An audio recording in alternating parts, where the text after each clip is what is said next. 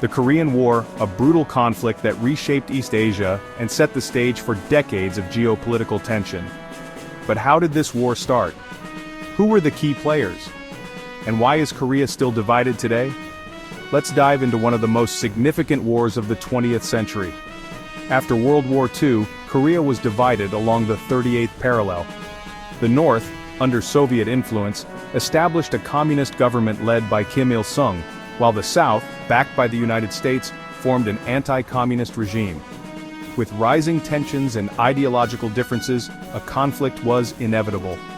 On June 25, 1950, North Korea launched a surprise invasion of the South, aiming to unify the country under communist rule.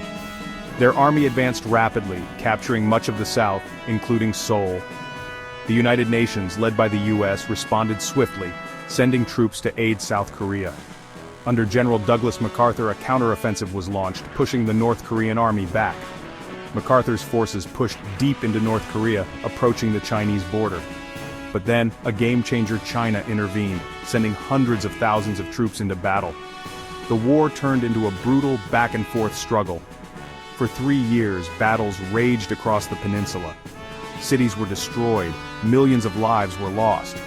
Eventually, both sides reached a deadlock, and on July 27, 1953, an armistice was signed. The war ended, but peace never came. The 38th parallel remained the dividing line, and tensions between North and South Korea continue to this day.